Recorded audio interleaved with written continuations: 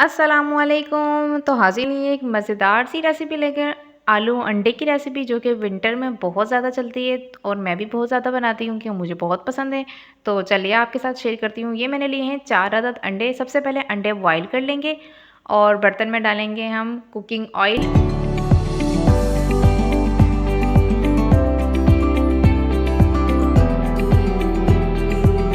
पहले मैंने आलू लिए 2 अदद, इन्हें काट लिया और ऑयल गरम करके आलूओं को फ्राई कर लेंगे ऑयल में।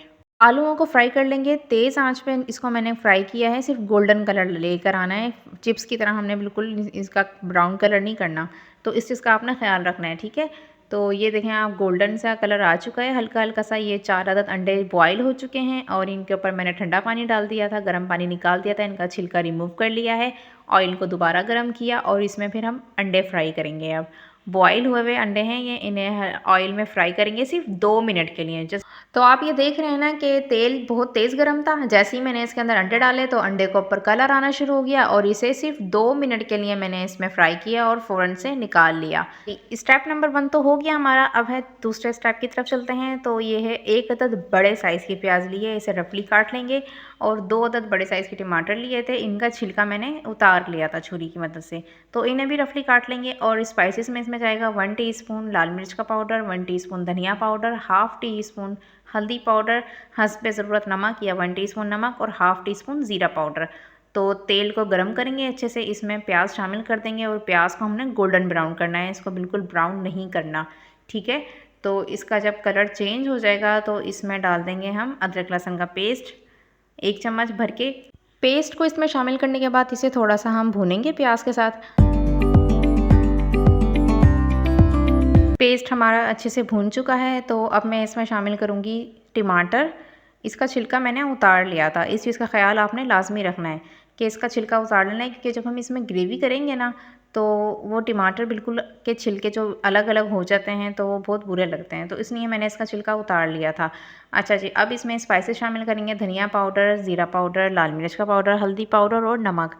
और इसमें हस्ब ज़रूरत पानी शामिल करूँगी मैं, क्योंकि मसाले वरना जल जाएंगे अगर पानी नहीं डाला तो। और इसे लो फ्लेम पे 5 से 8 मिनट के लिए पकाना है, ताकि मसाले भी अच्छी तरह पक जाएं और टमाटर जो हैं ये नरम हो जाएं, ताकि ग्रेवी हमारी मज़ेदार सी तैयार हो।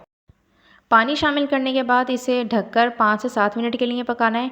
उसके बाद जब इसे खोल के देखा तो इसमें अभी थोड़ी सी कसर थी, यानी कि इसमें थोड़ा सा पानी था, तो इसको मैंने चलाया और इसको चेक करने के बाद इसको फिर मैंने ढककर दोबारा से 5 मिनट के लिए छोड़ दिया था पकने के लिए, ताकि मसाले भी अच्छी तरह पक जाएँ और टमाटरों में जो थोड़ा सी भी सख्ती थी ना वो भी ख़त्म हो जाए। तो ये देखें, सिर्फ 5 मिनट के लिए मैंने इसे रखा था। तो अब हमारा मसाला अच्छे से रेडी है और मैंने इस टाइम पे आके इसमें हरी मिर्चें क्यों डाली हैं, क्योंकि मिर्चों का जायका और इसी खुशबू इसी टाइम पे आती है। अगर मैं पहले डाल दी थी मिर्चें तो ना उनका फ्लेवर आना था और ना उनकी खुशबू आनी थी। तो अब इसे सिर्फ और सिर्फ भूनना है। जैसे मैं आपको हर बार बताती हूँ कि आप सालन को जितना भूनेंगे, मसाले को जितना भूनेंगे, उसका जायका उतना ही लजीज और मज़ेदार आएगा। सालन बनाने की ये एक मेन ट्रिक है कि आप जब भी कोई भी सालन बनाएं ना तो उसका मसाला लाजमी भुना करें। जब भी आप कोई सब्ज़ी बनाया करें उसका मसाला भी लाजमी भुना करें और सब्ज़ी को भी अच्छी तरह से भुना करें कि उसका सारा पानी खुश्क हो जाए। अगर सब्ज़ी में थोड़ा सा भी पानी रहता है ना तो उसका टेस्ट बिल्कुल भी नहीं आता।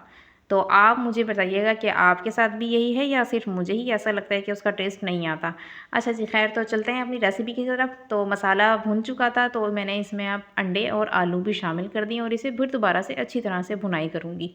जितना हो सके आप इसे भूनते रहें और भूनते रहें।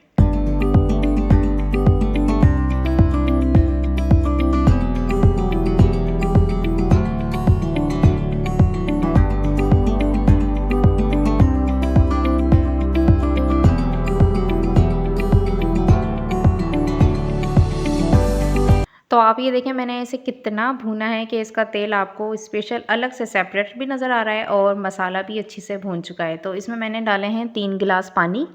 आप अपने हस्बे ज़रूरत आप इसमें ग्रेवी कर सकते हैं। मैंने इसमें 3 गिलास पानी डाले थे, ठीक है। और इसे अच्छे से मिक्स किया और इसे लो फ्लेम पे 5 मिनट के लिए मैंने छोड़ दिया था पकने के लिए, ताकि इसका पानी जो मैंने डाला है उसका कच्चापन ख़त्म हो जाए। ये भी बहुत ज़रूरी होता है पानी का कच्चापन ख़त्म करने के लिए, वरना ना सालन में ना जायका नहीं आता बिल्कुल भी।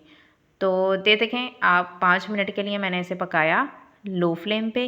तेल इसका ऊपर आ गया है और अब ये तकरीबन रेडी है। तो इसमें एक दो चीज़ें हैं वो जो भी मिस हैं वो मैं आपको भी बताती हूँ। जी, तो इसमें जो मिस था वो था हरा धनिया, जो कि मोस्ट इम्पॉर्टेंट है इसके लिए। तो इसमें डाला हरा धनिया और हस्बे ज़रूरत गरम मसाला पाउडर। ये गरम मसाला पाउडर मेरा होममेड है, तो मैं इसमें ज़्यादा नहीं डालूँगी, क्योंकि होममेड गरम मसाला का जायका और उसकी खुशबू बहुत ही आला होती है। इस चीज़ का अंदाज़ा उन्हें होगा जो ये घर में बनाते हैं गरम मसाला पाउडर, ठीक है। तो इसमें मैंने हाफ़ टी स्पून गरम मसाला पाउडर शामिल किया और इसे ढक दिया था ताकि इसकी खुशबू और इसका जायका अच्छे से सालन में मिक्स हो जाए। तो जी तैयार है हमारा लज़ीज़ और मज़ेदार आलू अंडे का सालन। अगर आपने आज तक ये रेसिपी नहीं बनाई तो आप इस ट्रिक से बनाइएगा, आपको इंशाल्लाह बहुत पसंद आएगी और मुझे दुआओं में याद रखें। तो जल्दी से मेरा चैनल को भी सब्सक्राइब कर दें, लाइक कर दें, शेयर कर दें और इसी तरह अनायास किचन के साथ जुड़े रहिए। अल्लाह हाफ़िज़।